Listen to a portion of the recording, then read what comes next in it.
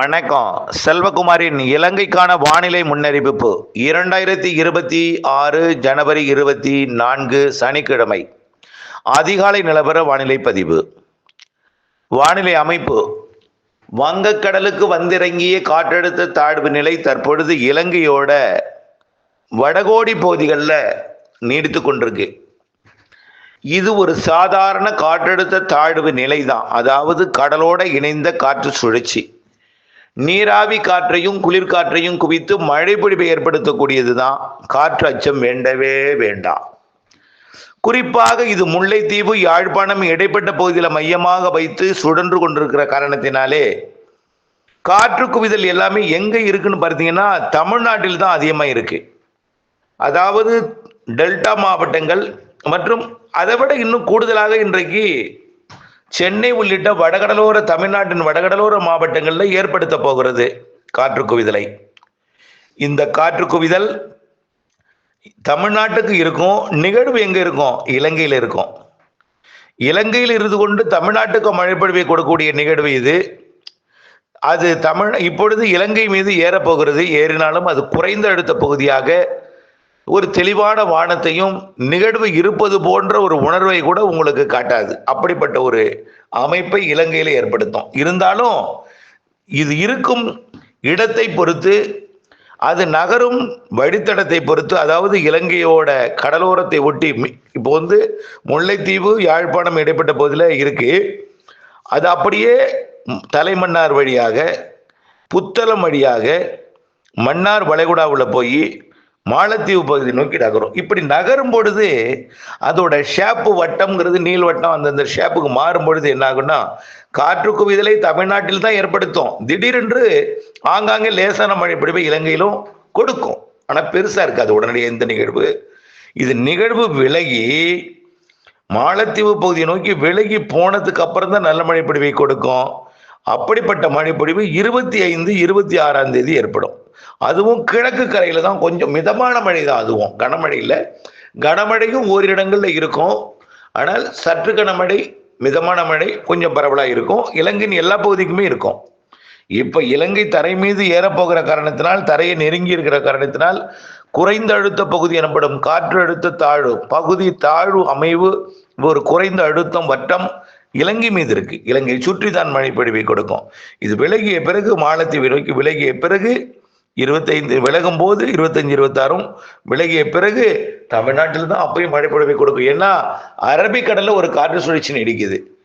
ஆக அந்த அரபிக்கடல் காற்று சுழற்சி தன் பக்கம் கட்டுப்படுத்தி ஈர்த்து தமிழ்நாடு வழியாக தான் கிழக்கு காற்றை அனுப்பும். இரு காற்று இணைவுக்கு குளிர்காற்றும் வேணும். வெறும் கிழக்கு காற்று மட்டும் வந்தால் அல்லது தென்காற்கு தெற்கு காற்று தென்கிழக்கு காற்று மட்டும் வந்தால் அது வெறும் நீராவி தான். நீராவியை நீராக மாற்ற கிழக்கு காற்று வடகிழக்கு காற்றுக்குள் தெற்கு தென்கிழக்கு கிழக்கு வடகிழக்கு காற்று எல்லாமே நீராவி காற்று. இதுல வடக்கு காற்றும் நுழையணும். குளிர்காற்றும் நுழைந்தால்தான் மழை பொழிவை கொடுக்கும். குளிர்காற்று தமிழ்நாட்டோட கட்டாயிரும். இதனால மழை பொழிவு இந்த நிகழ்வால் பெரிதாக இருக்காது. கவலைப்படாதீங்க. மழையை எதிர்நோக்கி இருப்பவர்களுக்கு கவலைப்பட வேண்டாம். ஆனா மழை குறித்து அச்சப்படுறவரும் கவலைப்பட வேண்டாம். இதுல பெரிய பாதிப்பு எதுவும் இருக்காது. அச்சமூட்டு மழை, அச்சமூட்டு நிகழ்வு இலங்கைன்னு சொல்லிட்டே இருப்பாங்க. அச்சப்பட தேவையில்லை. சரி, இதுக்கு அடுத்த நிகழ்வு நிறைய மழை பொழிவை தரப்போகுதுங்க. அடுத்த நிகழ்வு தான் இலங்கைக்கான நிகழ்வு. 30ஆம் தேதி இலங்கை நெருங்கும். 29 நெருங்கும், மன்னிக்கவும் 29 நெருங்கும். 30ஆம் தேதி மழை பொழிவை தொடக்கம். 30ஆம் தேதி 31ஆம் தேதி 1ஆம் தேதி 3 நாளும் இலங்கை கடந்து மேற்கு நோக்கி நகரும் பொழுது மிக கனமழை, அதிகனமழை, அதீத மழை பொழிவெல்லாம் 29 பிற்பகலுக்கு 30, 31, 1 இந்த தேதிகளில் கொடுக்கும். 30ஆம் தேதியும் மதியத்திலிருந்து கொஞ்சம் தீவிர மழை பொழிவை கொடுக்கும். 30 மாலை இரவிலிருந்து 30 பிற்பகல் 31, 1 இந்த 2.5 நாள் நல்ல மழை பொழிவு இலங்கை காத்திருக்கு. அந்த நிகழ்வு இலங்கையில ஏறாது. இலங்கையில ஏறினா தமிழ்நாட்டில் பொழியும். இலங்கைக்கு தெற்கே போனாதான் இலங்கையில காற்று குவிதல் இருக்கும். அதனால நிலநடுக்கோட்டு இந்திய பெருங்கடல் மற்றும் இலங்கையின் தெற்கு பகுதி இலங்கையோட ஹம்மந்தோட்டா பகுதியை ஒட்டி அது மேற்கு நோக்கி நகரும் பொழுது காற்று குவிதல் இலங்கையில் இருக்கும். இலங்கைக்கான நல்ல மழை கனமழைன்னா 30, 31, 1ஆம் தேதி அது தமிழ்நாட்டிற்கும் எட்டி பிடித்து மழைப்பொழிவை கொடுக்கும். அது தனியாக ஏற்கனவே சொல்லியிருக்கோம். அது டெல்டா மற்றும் தென்கடல் வரத்துக்கு கொடுக்கும். சரி, இந்த நிகழ்வோடு முடிந்து விடுமா? இல்லை, அடுத்த நிகழ்வு 5ஆம் தேதி. இப்போ 1ஆம் தேதி கொடுத்ததுக்கு அப்புறம் 2-3 நாள் இடைவெளி. அடுத்த நிகழ்வு 5ஆம் தேதி வருது. அது 5, 6, 7, 8 மழைப்பிடிவை கொடுக்கும் மீண்டும் இலங்கையில பரவலாக. இப்படியே இலங்கைக்கு மேலும் நிகழ்வுகள் பிப்ரவரியில் இருக்கு. இப்போ 1ஆம் தேதி விலகிய பிறகு 5ஆம் தேதி, 6ஆம் தேதி, 7ஆம் தேதி. சரி, அடுத்து 8, 9, 10 விலகிய பிறகு மீண்டும் 11ஆம் தேதியிலிருந்து அடுத்த நிகழ்வு. இப்படி 2 நாள் 3 நாள் இடைவெளி கொடுத்து மீண்டும் மீண்டும் மீண்டும் மீண்டும் பிப்ரவரிலையும் மழை நிகழ்வு இருக்கு, மார்ச்லையும் மழை நிகழ்வு இருக்கு. கிழக்கு காற்றை கொண்டு வந்து இலங்கையில் ஏற்றும் நல்ல மழைப்பொழிவு இருக்கு. பிப்ரவரி 15 வரைக்கும் தான் நம்ம மழைப்பொழிவு இருக்கும், நம்ம ஏற்கனவே சொல்லியிருந்தோம். ஆனால் பிப்ரவரி 15 தாண்டி மார்ச்லையும் மழை இருக்கு இலங்கைக்கு. அடுத்தடுத்த நிகழ்வுகள் தென்சின கடற்பகுதியிலிருந்து சுமத்ரா மற்றும் தெற்கு அந்தமான் கடற்பகுதிக்கு வந்து குமரிக்கடல் வழியாக நிலநடுக்கோட்டு இந்திய பெருங்கடல் வழியாக மாலத்தீவு பகுதி நோக்கி அடுத்தடுத்து நகரும். அது அப்படியே சோமாலிய பகுதி நோக்கி நகரும். ஒரு நகரும் வழித்தடத்துல கிழக்கு காற்றை கொண்டு வந்து இலங்கையில் ஏற்றும். கிழக்கு காற்றை இலங்கையில் ஏற்றும் போது வட இந்திய குளிரலை வந்து அந்த குளிர் காற்றும் இலங்கை மீது பட்டுதுன்னா நல்ல மழைப்பிடிப்பு அவ்வப்பொழுது வடக்கு கிழக்கு மாகாணங்களுக்கு கொடுக்கும்.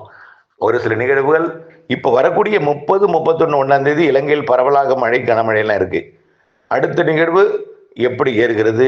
இலங்கையோட தெற்கு பகுதியா, மத்திய பகுதி வரைக்குமா, ஒட்டுமொத்த இலங்கையா, அல்லது அதையும் தாண்டி தமிழ்நாட்டுக்குமா என்று அடுத்தடுத்த நிகழ்வுகளை நெருங்கும் பொழுது, ஒவ்வொரு நிகழ்வு நிறைவடையும் பொழுதும் அல்லது ஒவ்வொரு நிறைவு இருந்து கொண்டிருக்கும் பொழுது கூட அதை அடுத்த நிகழ்வு மழைப்பொழிவை கொடுக்கலாம். இப்பொழுது இந்த மழைப்பொழிவு இருந்து கொண்டிருக்கிறது. இதனால பெருசா மழை தரலைன்னா கூட மிரட்டல் எல்லாமே இருக்கும் அப்படின்னு சொல்லியிருக்கோம். அடுத்த மழைப்பொழிவு வலுவான மழைப்பொழிவு 30, 31, 1ஆம் தேதி. சரி, இதுல முன்னெச்சரிக்கை என்ன? முன்னெச்சரிக்கை இதுல பெருசா எடுக்கிறதுக்கு ஒன்றும் இல்லை. அச்சப்பட வேண்டாம், பீதி அடைய வேண்டாம். விவசாயிகள் நிறைய பேர் மழையும் எதிர்பார்த்திருக்கீங்க. இப்போ யாழ்ப்பாணத்துல எல்லாம் நெல் விவசாயம், அதுல மழையும் வேணும், தண்ணீர் வேணும், இதற்காக எதிர்பார்த்து கொண்டிருக்கும் பொழுது இந்த நிகழ்வு லேசான மிதமான மழை பொழிவை கொடுக்கும். இதுக்கு மேல பெருசா வெயில் அடிச்சிடாது. அப்படியே இதமான வெப்பம், இதமான வானிலை இருந்துட்டே இருக்கும். நாளைக்கு நாளைய மறுநாள் ஒரு மழைப்பொழிவை, நல்ல மழைப்பொழிவை கொடுக்கும். இதை விட்டுருங்க. அதுக்கு அடுத்தது 30ஆம் தேதி, 31ஆம் தேதி, 1ஆம் தேதி மிக மழை பொழிவு இருக்கு. அது யாழ்ப்பாணம், காங்கேசன்துறை உள்ளிட்ட பகுதிகளுக்கும் வயல்களுக்கு நீர் தேங்க மழைப்பொழிவை கொடுக்கும் கண்டிப்பாக. அதே போல அனைத்து மாகாணங்களுக்கும் உண்டு. இதுல முன் எச்சரிக்கைன்னா அதாவது சரி மலைப்பகுதிகள், கண்டி மற்றும் வெடிப்பு இருக்கக்கூடிய மலைப்பகுதிகளில் வரக்கூடிய 30, 31, 1ஆம் தேதி முன்னெச்சரிக்கை தேவை. அணைகள்லேருந்து நீர் தேங்கும், நீர் திறக்கும் வகையில் தான் அந்த மழை இருக்கும்னு ஏற்கனவே சொல்லியிருக்கிறோம். 30, 31, 1ஆம் தேதி. அது வெடிப்பு இருக்கக்கூடிய இடங்கள்ல நம்ம பிப்ரவரி 15 வரைக்கும் மீண்டும் குடியேற வேண்டாம் அப்படின்னு நம்ம சொல்லியிருக்கிறோம். அது அப்படியே தொடரட்டும். பிப்ரவரி 15க்கு அப்புறமும் நிகழ்வு இருக்கு. அதனால கொஞ்சம் பொறுமை காத்து, வெடிப்பு இருக்கக்கூடிய இடங்களுக்கு மட்டும்தான் பிரச்சனை. வெடிக்காத இடங்கள் கூட பிரச்சனை கிடையாது. வெடிச்சிருந்துன்னா நம்ம தெரிந்தே அந்த இடத்துக்கு போகக்கூடாது. அது 30, 31 தான் அந்த இடத்துக்கு. மலைப்பகுதி வெடிப்பு இருக்கிற 30, 31. அதுக்கு முன்னாடி லேசான மழை, மிதமான மழை இருக்கும் இன்றைக்கு, நாளைக்கு, நாளை மறுநாள். ஆகவே இந்த நிகழ்வு இலங்கை தரை மீது இருக்கிற காரணத்தினால குறைந்த அழுத்த பகுதியா இருக்கு. விலகிய பிறகு மழை உண்டு.